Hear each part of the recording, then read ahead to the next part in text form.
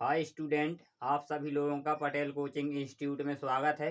कल हमने पढ़ा हुआ था फिजिक्स 12th का पहला चैप्टर। आज हम पढ़ने वाले हैं 12th फिजिक्स का सेकंड चैप्टर, जिसके अंतर्गत हम देखेंगे थ्योरिकल पार्ट। तो किस प्रकार से हम इसको देखते हैं, तो इसको आप साथ में नोट्स बनाते जाना तो बहुत ही अच्छा रहेगा, जिससे आपकी संपूर्ण कोर्स और संपूर्ण तरीके से अच्छा बेस्ट नोट्स बनाया जा सकता है। तो देखेंगे आज सबसे पहले 12th फिजिक्स में। तो देखेंगे कल हमने पढ़ा हुआ था आवेश के बारे में। आज हमें देखना है सबसे पहला जो बिंदु रहेगा वो रहेगा स्थिर आवेश। कि मतलब स्थिर आवेश होता क्या है, स्थिर आवेश होता क्या है।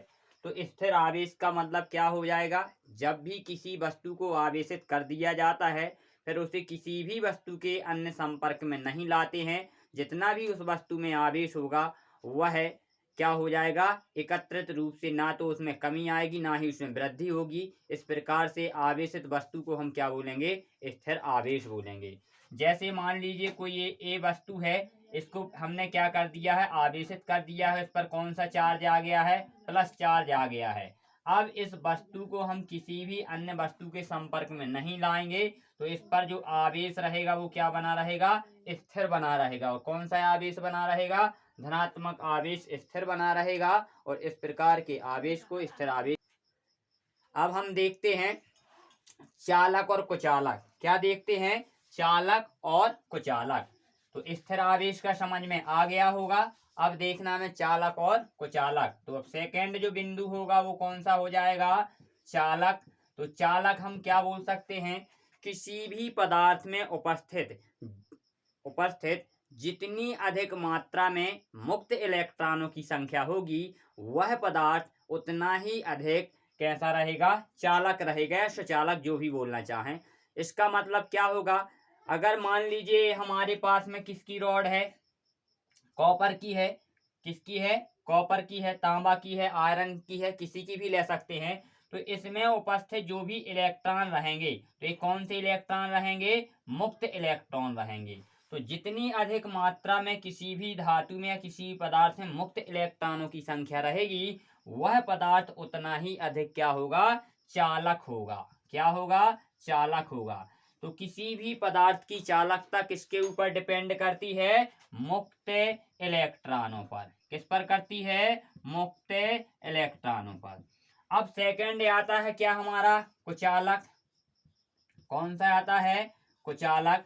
तब हम कुचालक क्या बोलेंगे, किसी भी पदार्थ में जितनी कम मात्रा में, किसी भी पदार्थ या धातु कोई भी बोल सकते हैं, किसी भी पदार्थ में जितनी कम मात्रा में मुक्त इलेक्ट्रॉन पाए जाएंगे वह पदार्थ उतना ही कम चालक होगा। या फिर बोल सकते हैं जिस पदार्थ में मुक्त इलेक्ट्रॉन पाए ही नहीं जाते हैं तो वह पदार्थ क्या कहलाएगा, कुचालक कहलाएगा। मतलब कि इसमें मुक्त इलेक्ट्रॉन नहीं पाए जाएंगे। जिस पदार्थ में मुक्त इलेक्ट्रॉनों की संख्या नहीं होती है वह कैसा पदार्थ हो जाएगा, कुचालक हो जाएगा।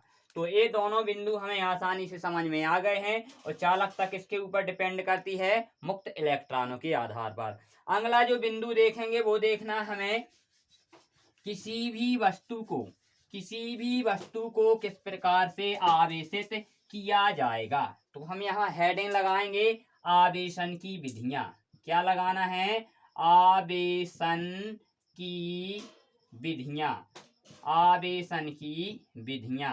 तो इसको बहुत ही इजी तरीके से पढ़ना है। तो आवेशन की विधियां क्या होंगी, किसी भी वस्तु पर कोई भी मान लीजिए उदासीन है, उस पर ना तो धन आवेश है ना ही ऋण आवेश है, लेकिन हमें उस पर क्या करना है, आवेशित करना है उस वस्तु को। तो आवेशित हम कितने प्रकार से कर सकते हैं हमें वो देखना है। तो आवेशित मतलब किसी भी वस्तु को आवेशित करने की पहली विधि आएगी घर्षण विधि। कौन सी विधि आएगी भैया, घर्षण विधि। हमने दो वस्तुएं ली हैं, एक ए वस्तु है और कोई हमारी बी वस्तु है। तो हमने ये दो वस्तुएं ली हैं। अब इन पर कोई भी अभी चार्ज नहीं है, ना इस पर कोई चार्ज है ना ही इस पर कोई चार्ज है। तो इन दोनों अनावेशित वस्तुएं, इन पर कोई आवेश नहीं है तो कैसी वस्तुएं बोलेंगे, अनावेशित वस्तुएं। तो इन अनावेशित वस्तुओं को जब आपस में रगड़ेंगे तो रगड़ने के कारण किसी एक वस्तु में इलेक्ट्रॉन की कमी हो जाएगी और किसी एक वस्तु में इलेक्ट्रॉन की वृद्धि हो जाएगी। तो इस वजह से यह वस्तुएं कैसी हो जाएंगी, आवेशित। मान लीजिए इस वस्तु से इलेक्ट्रॉन निकल गए हैं, क्या हुए हैं, इलेक्ट्रॉन निकल गए हैं। तो इस वस्तु में इलेक्ट्रॉनों की संख्या क्या हो गई है, अधिक हो गई है। क्या हो गई है, अधिक हो गई है। तो जिसमें इलेक्ट्रॉनों की संख्या अधिक हो जाए वो कैसी वस्तु होती है, ऋणात्मक आवेश वाली।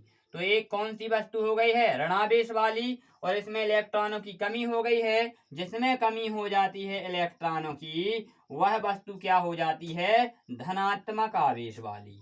तो सीधे तौर से हम बोल सकते हैं क्या हो जाएगा, जब दो अनावेशित वस्तुओं को आपस में रगड़ा जाता है तो जिस वस्तु से इलेक्ट्रॉन निकल जाते हैं वह वस्तु धनावेशित हो जाती है, और जिसमें इलेक्ट्रॉनों की अधिकता हो जाती है वह वस्तु ऋणावेशित हो जाती है। तो पहली विधि हमें समझ में आया होगा। अब हमें पढ़ना है सेकंड विधि। कौन सी, तो सेकंड विधि रहेगी हमारी चालन। कौन सी रहेगी, चालन विधि। मतलब सेकंड जो हमारा आवेशन होगा वो किस विधि द्वारा होगा, चालन विधि द्वारा। किस विधि द्वारा, चालन विधि द्वारा। इसका मतलब क्या हो जाएगा, सीधे तौर से बोल सकते हैं एक हमारी आवेशित वस्तु रहेगी और एक ऐसी वस्तु लेंगे जिस पर कोई आवेश नहीं रहेगा।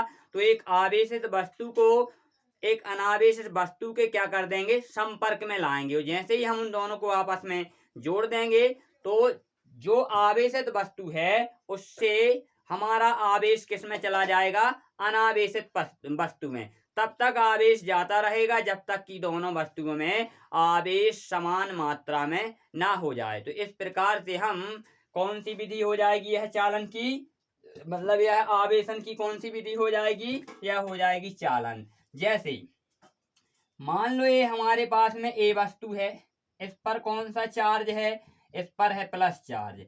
कौन सा आवेश है, धन आवेश। कोई वस्तु है हमारी बी, इस पर अभी कोई चार्ज नहीं है। अब इन दोनों वस्तुओं को क्या कर दिया है, आपस में जोड़ के रख दिया है।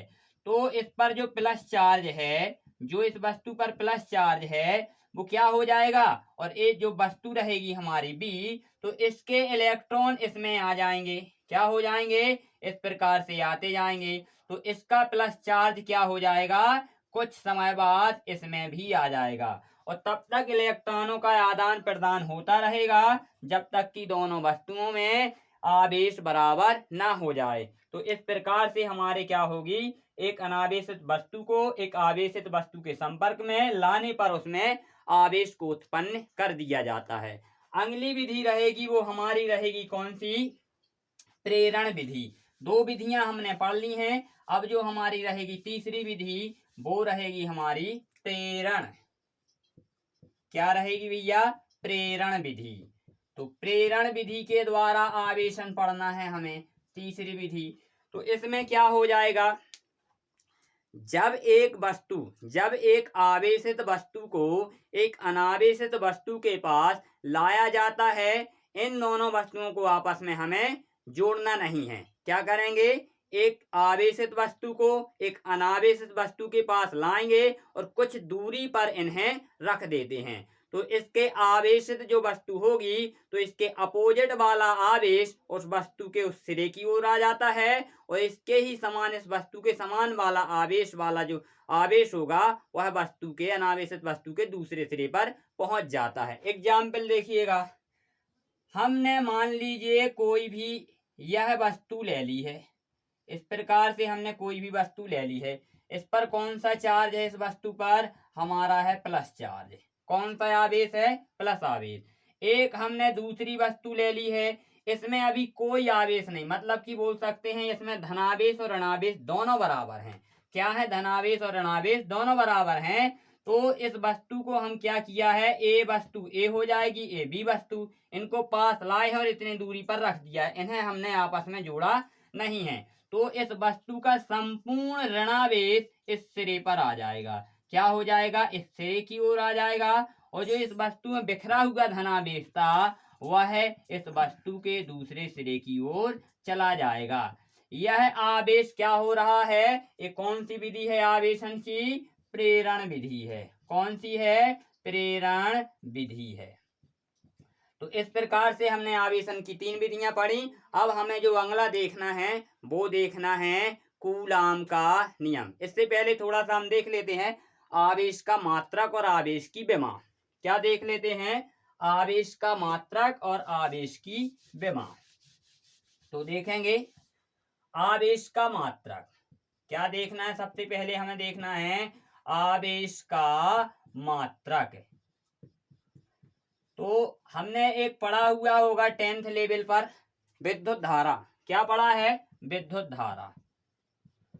तो विद्युत धारा बराबर क्या होता है? आवेश बटे समय। इसका मतलब क्या हो जाएगा? एकांक समय में, किसी पदार्थ में एकांक समय में प्रवाहित होने वाले आवेश को ही क्या बोलते हैं? विद्युत धारा बोलते हैं। तो हमें आवेश निकालना है तो इसका यहाँ गुणा कर दो भाई। तो क्या हो जाएगा? ये हो जाएगा आवेश बराबर विद्युत धारा इंटू क्या आ जाएगा? समय आ जाएगा। तो हम इसको आवेश का मात्रक निकालना है तो आवेश बराबर क्या हो जाएगा? विद्युत धारा हो जाएगा हमारा।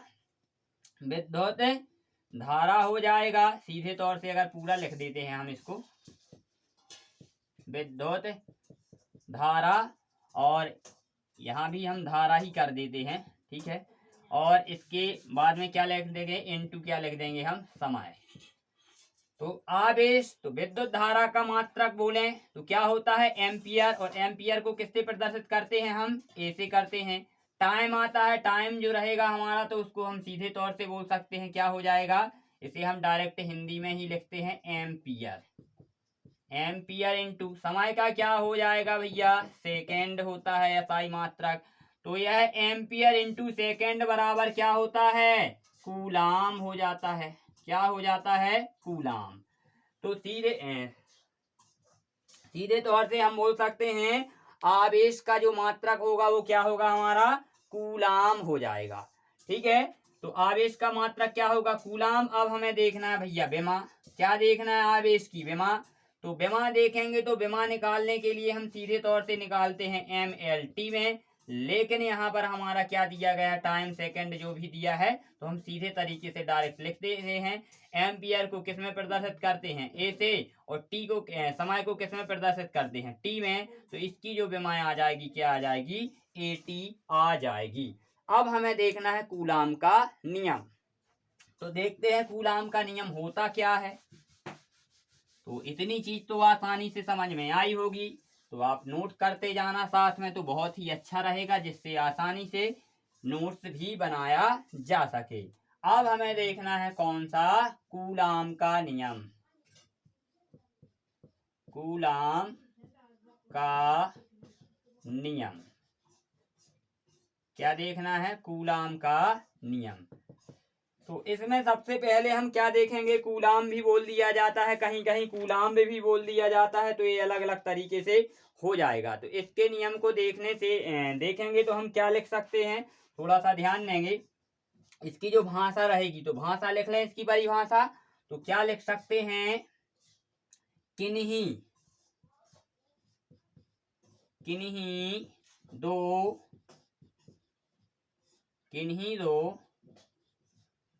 बिंदुवत आवेशों